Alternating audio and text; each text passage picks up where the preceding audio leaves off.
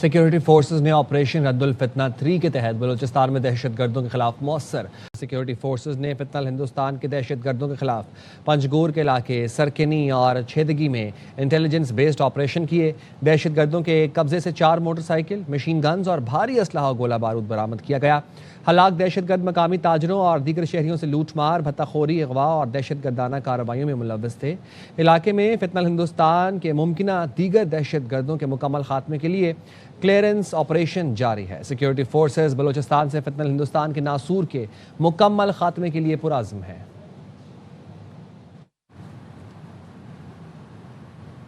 وزیر داخلہ محسن نقوی نے آپریشن رد الفتنہ 3 کے تحت پنجگور میں کامیاب انٹیلیجنس بیسڈ آپریشن پر سیکیورٹی فورسز کی ستائش کی۔ محسن نقوی نے ساغانہ سمیت 5 خوارجیوں کو جہنم رسید کرنے پر سیکیورٹی فورسز کی پیشہ ورانہ صلاحیتوں کو سراہا۔ محسن نقوی نے کہا، سیکیورٹی فورسز نے کامیاب کارروائی کر کے خوارجیوں کے مذموم عزائم کو ناکام بنایا۔ سیکیورٹی فورسز کے بہادر جوان قوم کا سرمایہ ہیں، پوری قوم دہشت گردی کے خلاف متحد ہے اور سیکیورٹی فورسز کے شانہ بشانہ کھڑی ہے۔ قوم کے بہادر سپوت بلوچستان سے دہشت گردوں کا خاتمہ کر رہے ہیں۔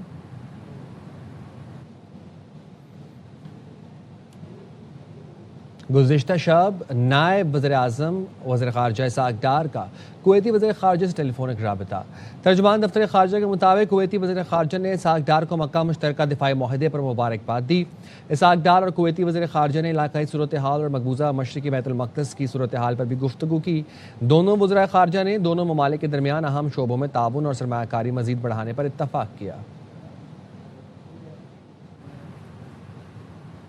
برطانوی میری ٹائم ٹریڈ آپریشنز آرگنائزیشن کا کہنا ہے آبنائے ہرمز پہ تجارتی جہازوں پر پاسداران انقلاب کے حملے جاری ہیں۔ UKMTO نے مشرق وسطی میں خطرے کی سطح شدید قرار دیتے ہوئے کہا، پاسداران انقلاب نے آبنائے ہرمز میں متحدہ عرب امارات کے ایک اور آئل ٹینکر کو نشانہ بنایا۔ آبنائے ہرمز سے تجارتی آمد و رفت کی سطح بدستور کم ہے اور اس وقت صرف چند بحری جہاز ہی اس راستے سے گزر رہے ہیں۔ یہ اقدامات ظاہر کرتے ہیں کہ ایران اہم بحری گزرگاہوں پر کنٹرول کے لیے وہاں سے گزرنے والے جہازوں پر دباؤ قائم رکھنا چاہتا ہے۔ تنظیم نے اپنی تازہ ماہانہ رپورٹ میں بتایا، براہ راست فوجی کارروائیاں بھی جاری ہیں جن میں بحری جہازوں کے قریب میزائل یا دیگر پروجیکٹائل فائر کرنا اور دھماکے شامل ہیں۔ عمان جانے والے جنوبی بحری راستوں خصوصاً لمیا، خزب اور کمزار کے اطراف جہازوں کے قریب میزائل اور دیگر پروجیکٹائل فائر کیے جانے کے واقعات بھی رپورٹ ہوئے۔ آبنائے ہرمز میں بارودی سرنگوں کا خطرہ بھی بدستور برقرار ہے۔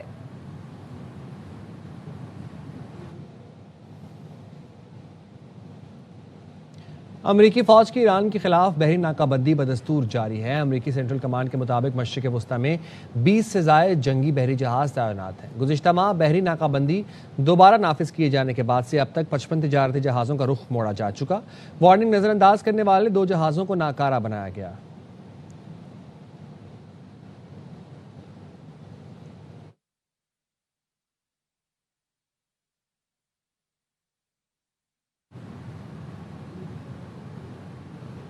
آپریشن اکنامک فیوری نے ایرانی معیشت پر دباؤ میں اضافہ کر دیا۔ ایران پیٹ ہیگزٹ کے نسبت وزیر خزانہ سے زیادہ خوفزدہ ہے۔ اقوام متحدہ میں امریکی سفیر مائک والٹنر نے فاکس نیوز سے انٹرویو میں کہا کہ ایران میں مہنگائی 80 سال کی بلند ترین سطح پر ہے۔ بدعنوان اشرافیہ پر مبنی مذہبی اور انتہا پسند حکومت نے کئی دہائیوں سے ایران کو تباہ کر رکھا ہے۔ Operation Economic Fury, led by Secretary Scott Bessent, is devastating the Iranian economy. And I say this jokingly, but seriously as well. The Iranians are more afraid of Secretary Bessent than they are of Secretary Hegseth right now. When they're coming to the table to our negotiators, they are talking about cash, cash, cash, because they'll absorb the bombings. They don't care about their military. They don't care about their soldiers or even the Iranian people after they massacred 40,000 of them. But what are they worried about? They're worried about that their currency is tanking. Inflation is the highest in 80 years. The IRGC controls half the economy. Because this is a corrupt, elite, religious, fanatic regime that has devastated that country for many, many decades. They are constantly asking for access to cash, access to their assets that we've frozen. And what the president is talking about is that's the squeeze. That coupled with the blockade, that's what's going to eventually get the Iranians to move. مشرق وسطی میں عدم استحکام کا سبب امریکہ ہے۔ News conference میں ترجمان اسماعیل بقائی نے کہا کہ تیسری قوت مداخلت نہ کرے تو آبنائے ہرمز کھولا جا سکتا ہے۔ جب تک امریکہ باہمی معاہدے کی خلاف ورزی کرتا رہے گا تب تک کوئی بات نہیں ہوگی۔ خطے کے ممالک کو ایران پر حملوں کے لیے اپنی سرزمین استعمال نہیں کرنے دینی چاہیے۔ ایران، لبنان اور فلسطین میں جنگوں کے دوران شہید ہونے والے صحافیوں کی قربانیاں ناقابل فراموش ہیں۔ این موضوع به همون شکل انجام خواهد شد. موضوعی است که بین دو دولت ساحلی باید انجام بشه، بین ایران و عمان. توانمندی لازم هم وجود داره. مسیر شمالی جنوبی قاعدتاً بعد از تفاهم بین ایران و عمان تبدیل خواهد شد به مسیر میانه‌ای که دو کشور روش تفاهم میکنن، مسیر امن. این رو باز تأکید میکنم که هیچ وقت مسیر جنوبی مسیر مجاز و امن نبوده. اساساً دلیل اصلی که از 17 مرداد ماه خبریں ہوں گی اس بریک کے بعد۔ ساتھ رہیے گا۔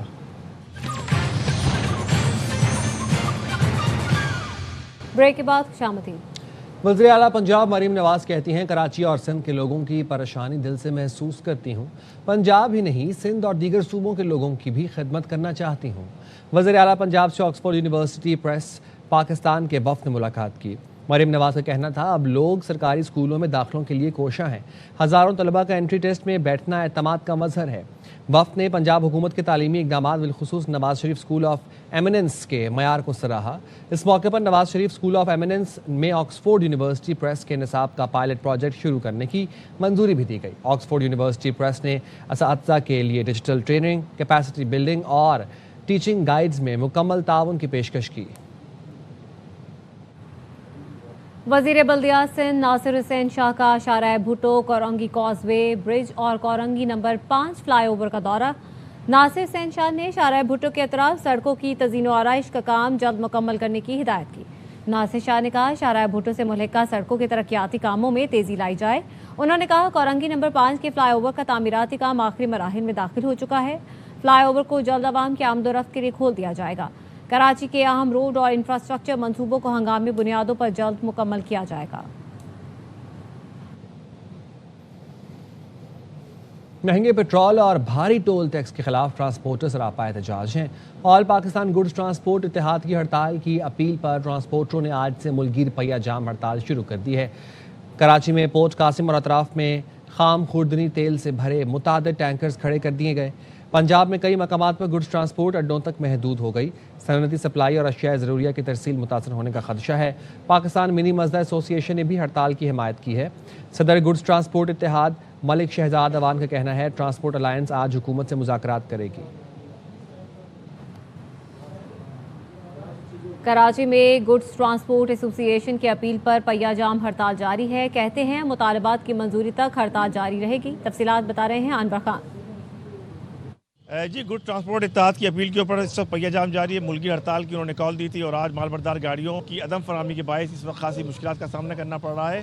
جو ٹرانسپورٹ اتحاد ہے، جو ایڈیبل آئل تنظیم ہے، ان کا کہنا یہ ہے کہ جب تک وفاقی اور صوبائی حکومتوں کی جانب سے تحریری طور پر کوئی یقین دہانی نہیں کرائی جائے گی اس وقت تک احتجاج کے سلسلے کو ختم نہیں کیا جائے گا۔ تو اس طرح اس وقت مال بردار گاڑیوں کی عدم فراہمی اور ہڑتال کے باعث شہر کے مختلف علاقوں کے اندر اور ملکی سطح کے اوپر بھی اس وقت مال بردار گاڑیوں کے ذریعے ہونے والی سپلائی کا عمل جو ہے وہ شدید متاثر ہو رہا ہے۔ ان کا بنیادی مطالبہ یہ ہے کہ ایکسل لوڈ کے حوالے سے جو قانون ہے اس کو ترمیم کیا جائے اور جو روزانہ کی بنیادوں کے اوپر پیٹرولیم مصنوعات کی قیمت اگر تعین کیا جاتا ہے اس کو منسوخ کیا جائے اور پیٹرولیم مصنوعات کے حالیہ اعداد کا فی الفور واپس لیا جائے۔ ٹول ٹیکس کے حوالے سے جو چیزیں درپیش ہوتی ہیں ٹرانسپورٹر کو ان مسائل پر فوری توجہ دی جائے۔ تو اس وقت گڈ ٹرانسپورٹ کے تحت ملگیر ہڑتال کا سلسلہ جاری ہے۔ جی چشتیاں تھانہ بخشن خان کی حدود میں مبینہ ناجائز تعلق کے شبے میں والد اور والدہ بیٹی کو قتل کر دیا۔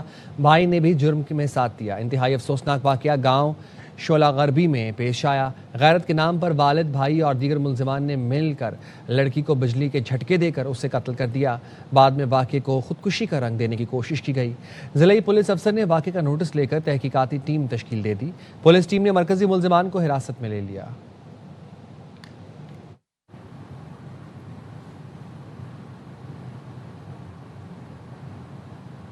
پاکستان کی ترسیلات زر میں اضافہ ہوا ہے۔ جولائیمی ترسیلات زر کی مد میں 3 ارب 63 کروڑ 10 لاکھ ڈالر وصول ہوئے۔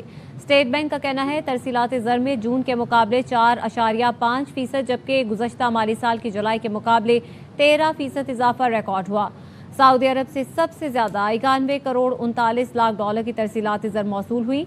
मुत्तहिदा अरब इमारात से 73 करोड़ 73 लाख, बरतानिया से 55 करोड़ 55 लाख और अमेरिका से तरसीलात ज़र की मद में 31 करोड़ 72 लाख डॉलर मौसूल हुए हैं। वज़ीर आज़म शहबाज शरीफ ने ओवरसीज़ पाकिस्तानियों की जानिब से 3.6 अरब डॉलर्स की तरसीलात ज़र भेजने पर इत्मीनान का इजहार किया है। वज़ीर आज़म ने कहा, ओवरसीज़ पाकिस्तानियों का मुल्की मईशत के इस्तेहकाम में मुस्बत किरदार लायक तहसीन है। समंदर पार पाकिस्तानी हमारा कौमी मुआशी धारे का बेशकदर जुज़्व है। चीन के मशरकी साहिल पर साल का सबसे ताकतवर तरीन समुद्री तूफान डॉल्फिन टकरा गया। साहिली इलाकों में मूसलाधार बारिश और इंतहाई तेज हवाओं का सिलसिला जारी है।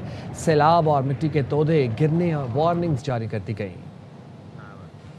चीन में ताकतवर तरीन तूफान डॉल्फिन से तबाही, मशरकी हिस्सों में मवासलाती निज़ाम धरम भरम हो गया। 10 लाख से ज्यादा अफराद को महफूज मकाम पर मुंतकिल किया गया है। तूफान सुबह ज़ीजियांग के साहिली शहर हुआन से टकराया। 150 किलोमीटर फी घंटा की रफ्तार से चलने वाली हवाएं हर शय उड़ा ली गयी। तूफान के खतरे के पेश नजर रेड अलर्ट जारी कर दिया गया है। तूफान से शंघाई और दीगर इलाकों में मामूलात जिंदगी मुतासिर है। शंघाई में 1400 परवाजें मनसूख की गयी है। मेट्रो सर्विस भी मुतासिर है। तफरीही और सयाहती मकामात आर्जी तौर पर बंद कर दिए गए हैं। मुख्तलिफ इलाकों में पनागाहें कायम की गई हैं। चीनी महकमा मौसमियात ने खबरदार किया है कि शंघाई, फुजियान, जिंगशी, हनोई और जियांगशू में शदीद बारिशें हो सकती हैं। ज़ीजियांग में 500 मिलीमीटर तक बारिश का खदशा है। चीन से पहले ये तूफान ताइवान और जापान के जुनूबी इलाकों से टकराया था, जहाँ बड़े इलाके में बिजली मुअत्तल और 6 अफराद जख्मी हुए थे। तूफान के दौरान ताइवान एयरपोर्ट पर स्टारलक्स एयरबस की खतरनाक लैंडिंग की वीडियो भी सोशल मीडिया पर वायरल है। 14 अगस्त की आमद और हर तरफ सब्ज लाली परचमों, सब्ज़ो सफ़ेद रंगों की बहार है। गलियां कूचे सज गए, बाजारों में रश और चेहरों पर खुशी भी नुमाया है। देखते हैं कराची से अरूज रिजवी की रिपोर्ट। आजादी करीब और तैयारियों ने पकड़ ली रफ्तार। गलियां सजने लगी, बाजार जगमगा उठे और बच्चे खुशी से बेकरार। कहीं परचम सज रहे हैं, कहीं बच्चे तैयारियों में मसरूफ। हर मंजर जश्न आजादी की कहानी सुना रहा है। मैंने 14 अगस्त के लिए झंडे खरीदे, मैं घर सजाऊंगा। अभी घर सजा रहे हम, अभी और सजाएंगे। फ्लैग्स लगा के और झंडियाँ लगा के। वालिदैन कहते हैं ये दिन हमारे लिए बहुत अहम है, इसीलिए बच्चों के साथ मिलकर खूब तैयारियां करते हैं। हमसे ज्यादा बल्कि इनको जज्बा शौक है। ये हमारा आज़ादी का दिन है, पुरजोश तरीके से मनाना चाहिए। बच्चे भी बेहद पुरजोश दिखाई देते हैं। इनका कहना है कि यौम आज़ादी इनका पसंदीदा दिन है और वो इसे पूरे जोशो खरोश के साथ मनाते हैं। बाजार, गलियां, मोहल्ले सब रंग से रंगने लगे। बच्चे, बड़े, बुजुर्ग सब अपने अपने अंदाज से अपने मुल्क से मोहब्बत का इजहार कर रहे हैं। कैमरामैन इमाद रियाज के साथ उरूज रिजवी, ARY न्यूज़, कराची। श्रीलंका में सालाना पतंग मेला सज गया। दारुल हुकूमत कोलंबो का आसमान रंगों में नहा गया। साहिल पर होने वाले काइट फेस्टिवल में मुख्तलिफ डिजाइन के दोहकल रंग बिरंगी पतंगों की फजा में उड़ान ने आसमान पर कौसे कज़ा के रंग बिखेर दिए। अब तक के लिए इतना ही। आप देखते रहिए ARY न्यूज़।